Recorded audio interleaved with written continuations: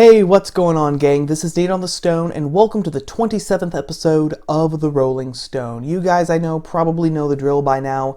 On Tuesdays, we've got a tight script.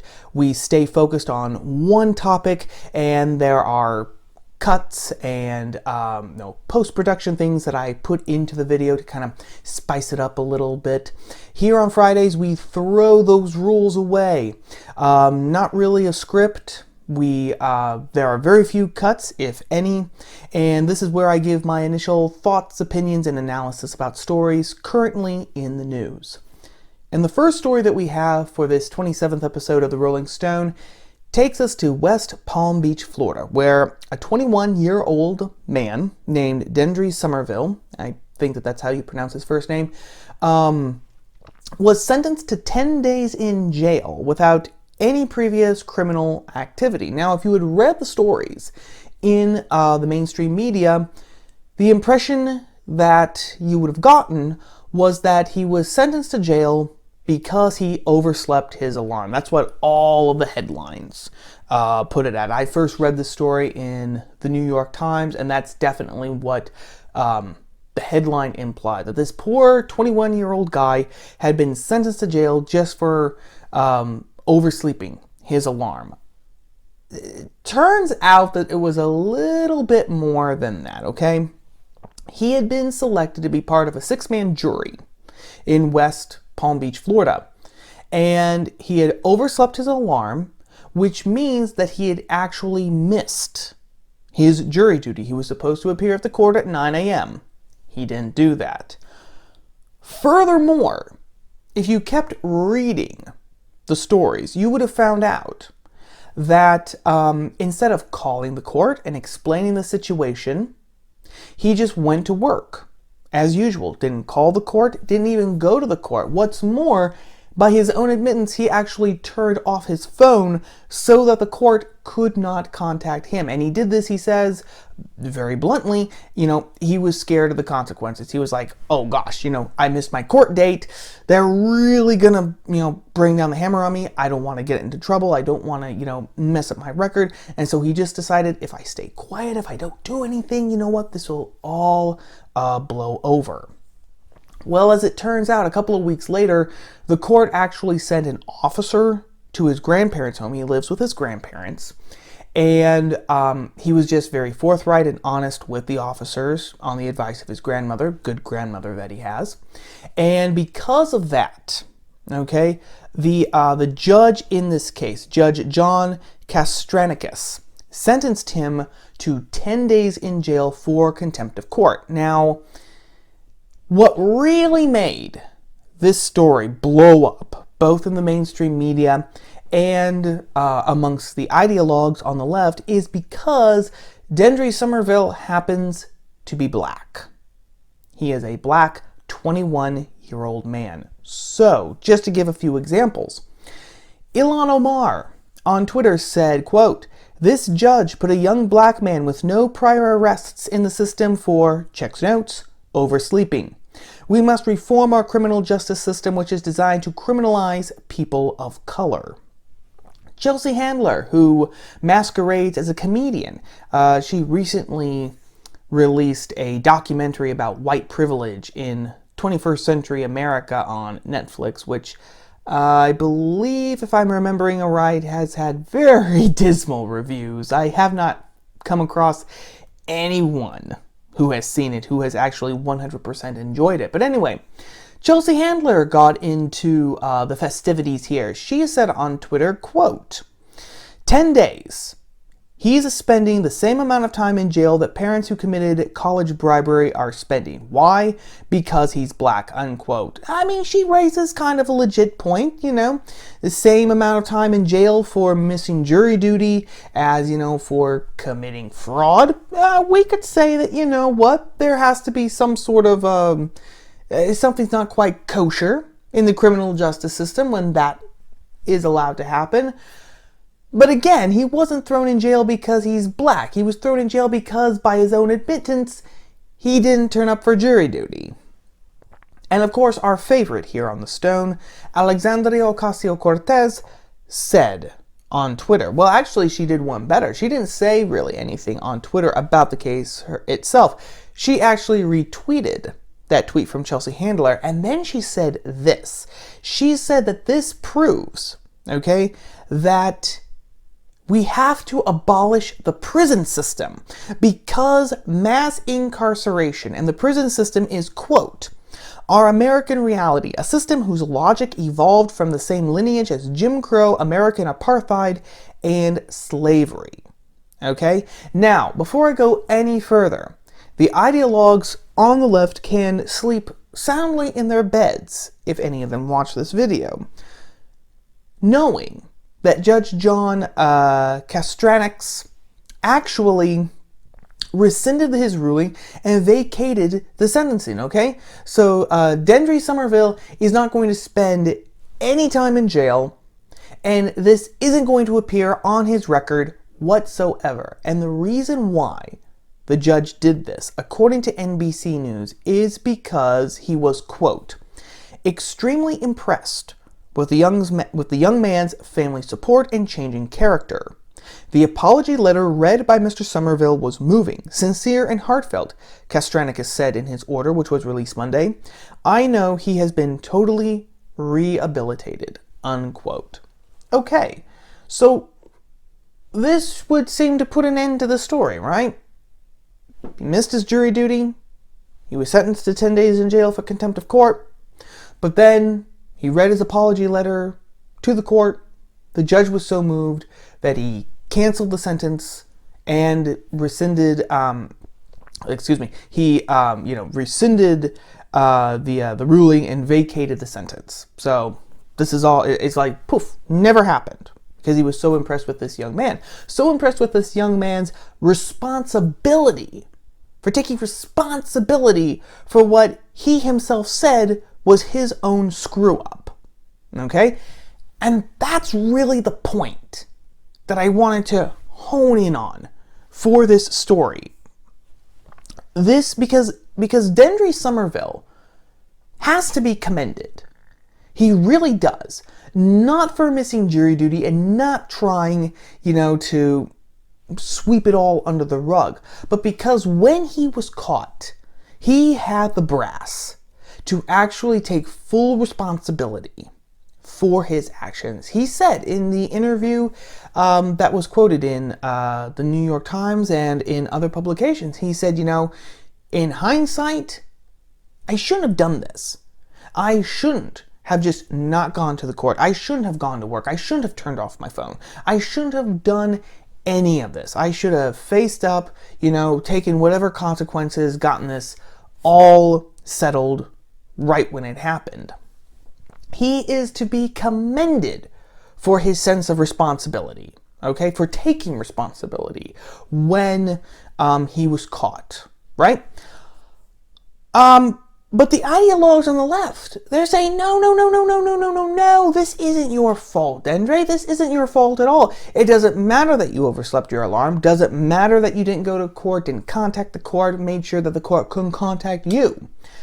You were sentenced to jail. Not because you did wrong, not because you messed up, not because of any of that. You were sentenced to 10 days in jail because the system is racist against you. The system hates you because you're black. That's the reason why this happened. That's the reason you were punished. And that's why, we're right when we say that the justice system is completely racist against Black Americans and people of color. We're still living in the days of Jim Crow. That's what the ideologues were saying.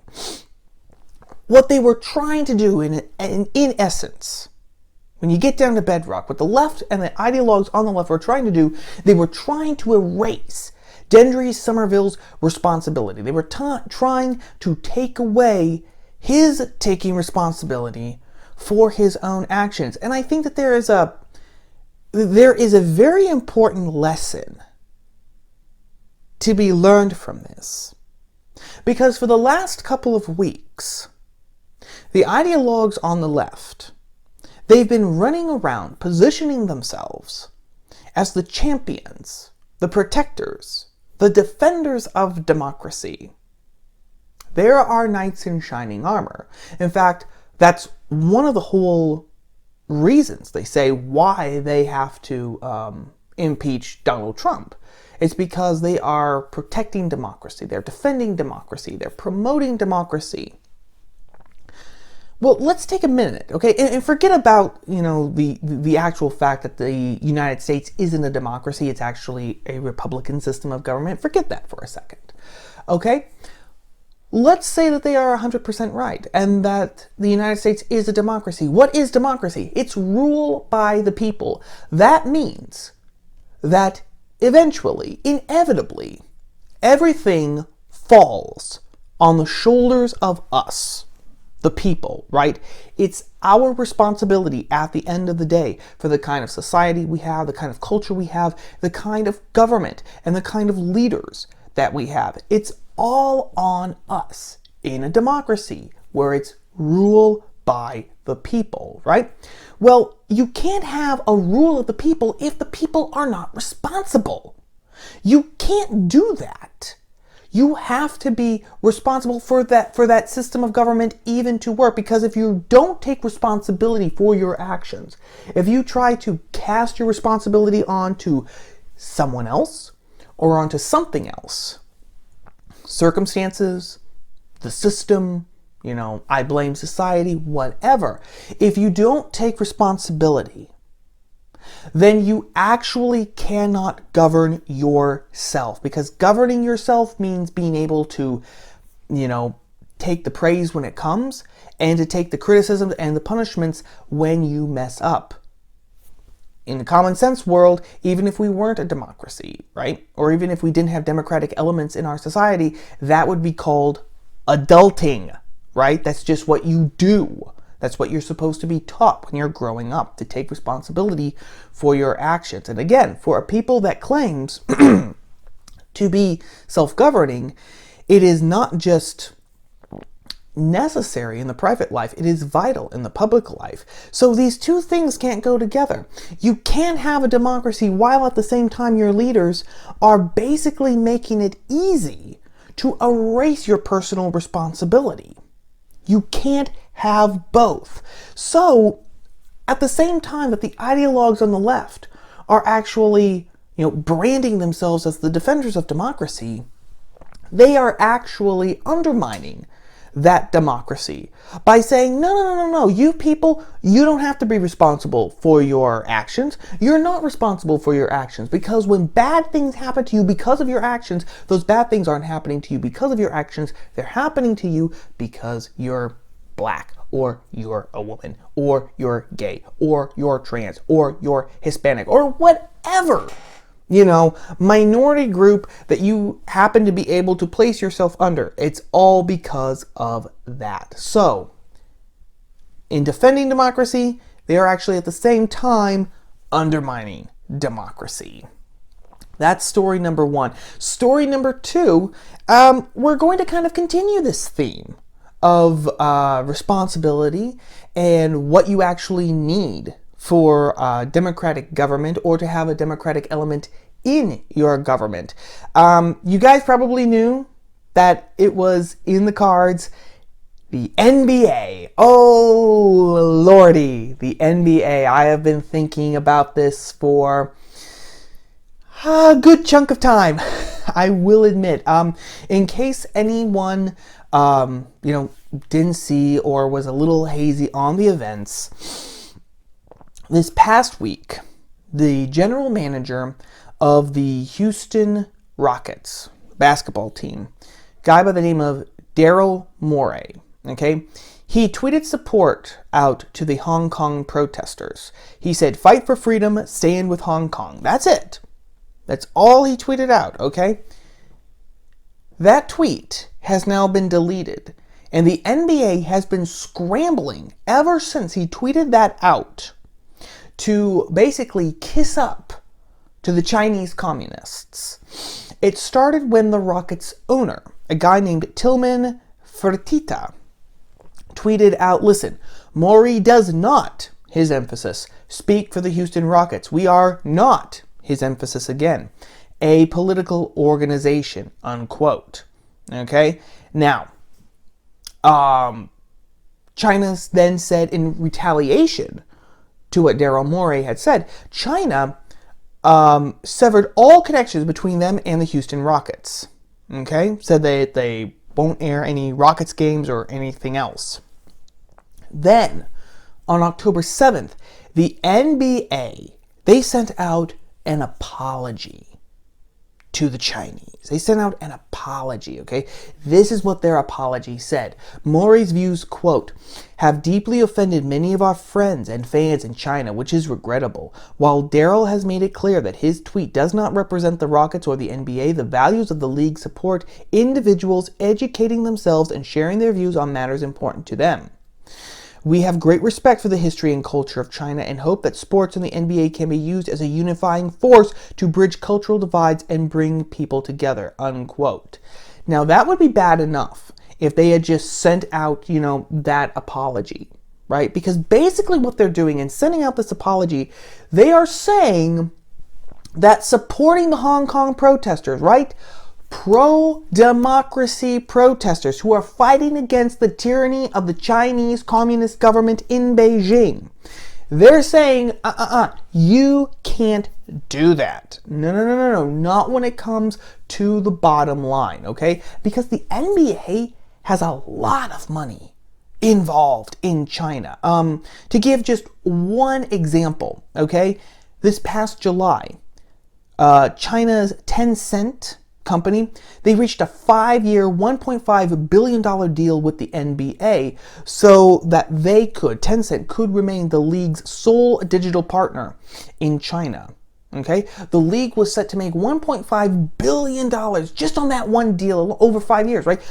Just by that deal alone. So there is a lot of money involved between the league and China. Okay? So it would be bad enough if the league had just chosen money over these Hong Kong protesters and had sent out that apology, right? Saying we deeply regret what Morey did. We deeply respect Chinese history and culture. It'd be nice if the Chinese Communist government actually respected Chinese history and culture too, FYI. But they did something even worse. They sent out not just an apology in English, they sent out an apology in Mandarin, in the Chinese language, okay? And this is what the apology read in Mandarin, okay? Quote, we feel greatly disappointed at Houston Rockets GM Daryl Morey's inappropriate speech, which is regrettable. Without a doubt, he has deeply offended many Chinese basketball fans. Morey has clarified that his stance on this issue does not represent either Houston Rockets or the NBA.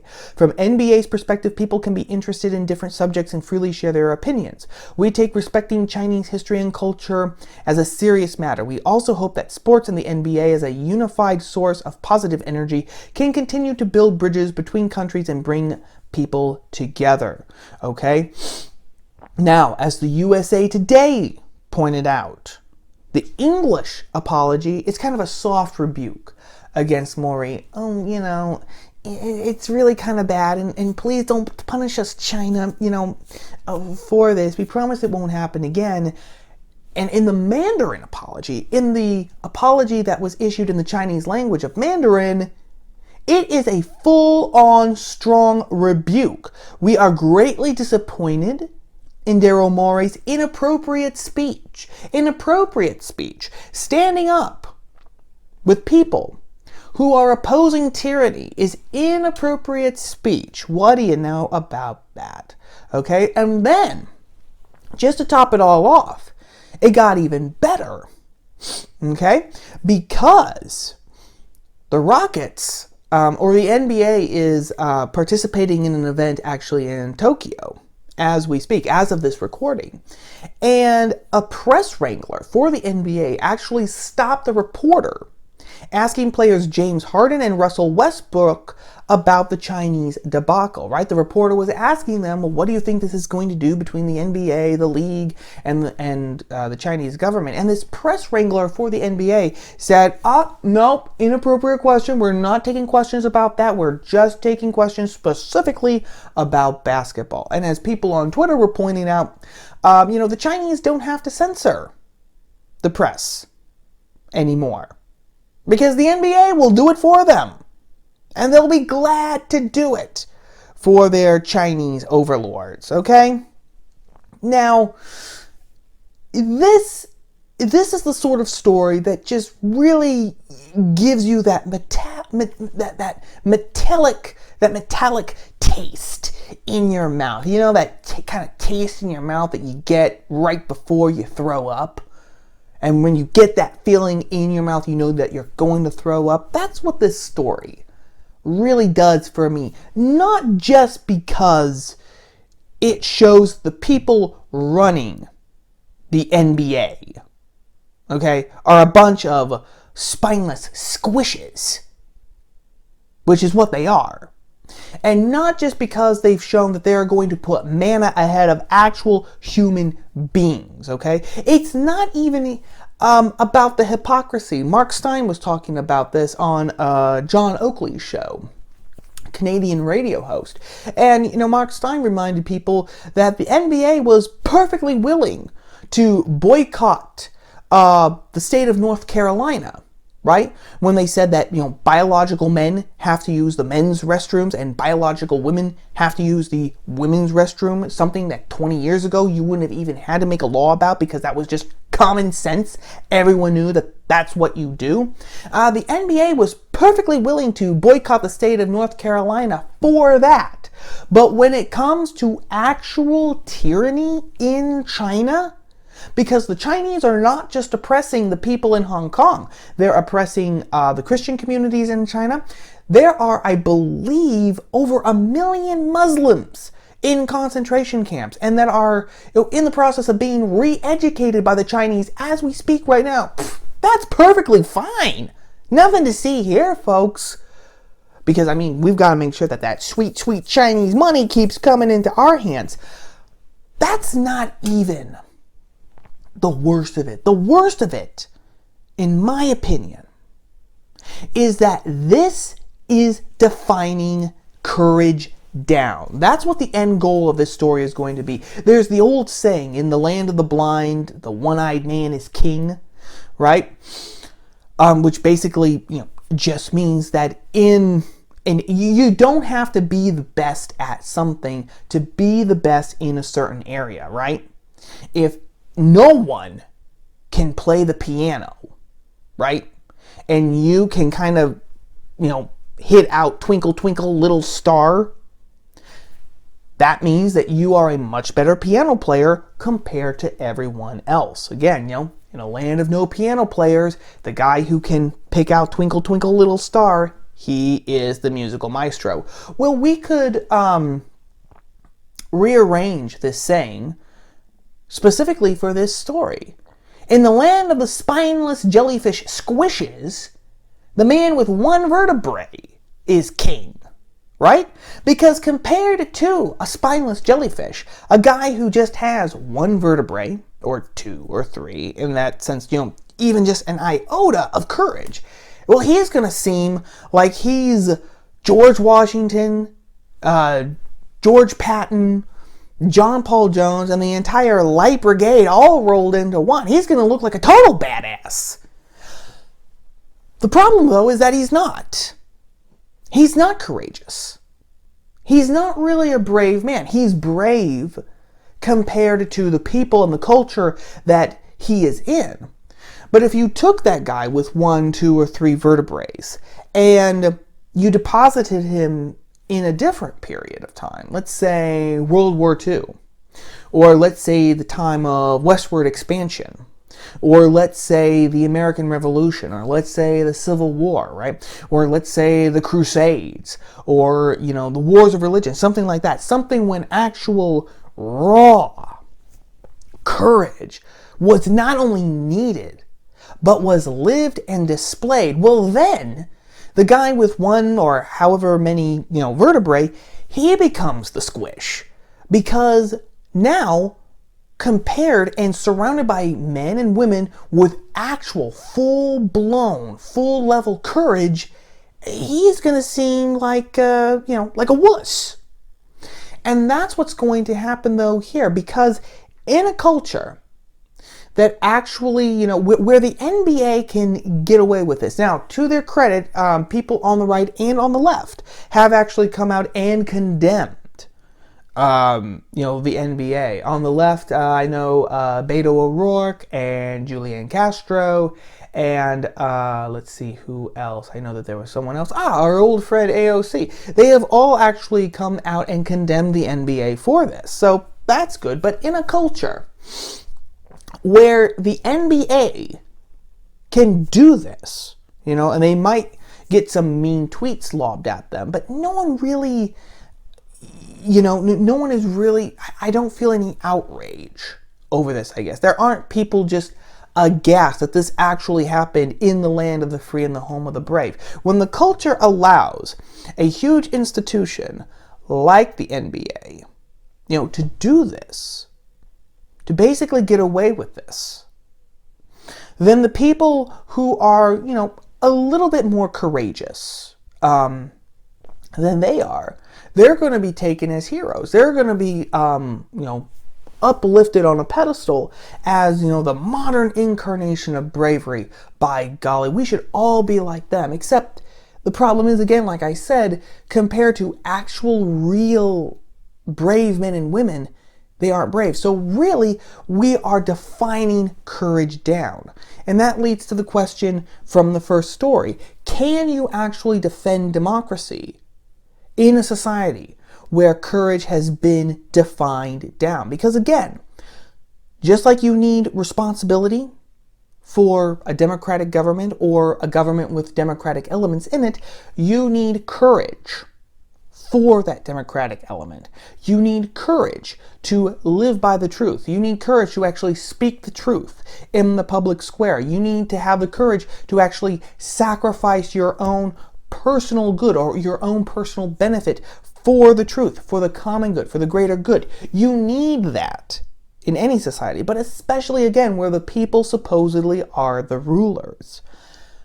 And again, if courage is defined down, it's going to be harder and harder for people to actually muster up the real courage they need to do those things that are necessary, which again raises the whole point. If you do that in a society that is so sick that responsibility is gone and courage is defined down, can you really keep a democratic society? Can you really keep the democratic elements in the society? Or is it going to necessitate more and more some sort of strongman force, however that manifests itself? That's food for thought, and that's really what I think the end result of this NBA story is going to be. But anyway, that's story number 2. Story number 3, our third and final story, takes us to the great state of Tejas, as I know some people down there call it. Ellen DeGeneres, okay, the TV host, one of the most prominent lesbians, actually. She announced that she was a lesbian, or she, you know, lived a lesbian lifestyle. I forget when it was. It was either in the late 90s or the early aughts. It was sometime in between there. So, I mean, she is definitely, she's a heroine on in the eyes of the left. Okay, well, she has run into a bit of trouble because this week footage appeared of her attending a Cowboys football game in Texas with George W. Bush. I mean, that was the reaction on the left. My God, Ellen went to a football game with George W. Bush. That monster. And it got so bad on the left that Ellen DeGeneres actually took time on her show to defend herself. She basically had to say, yeah, that's me. That's the footage of me. That's me sitting next to George Bush and he's sitting next to Laura Bush.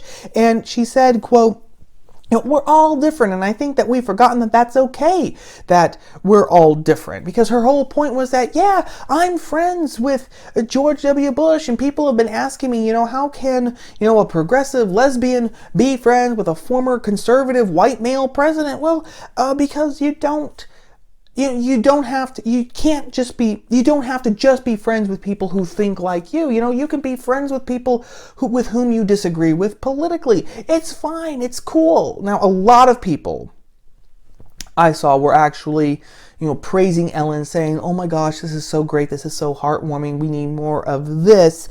I am not as inclined to, put my flippers together and applaud Ellen.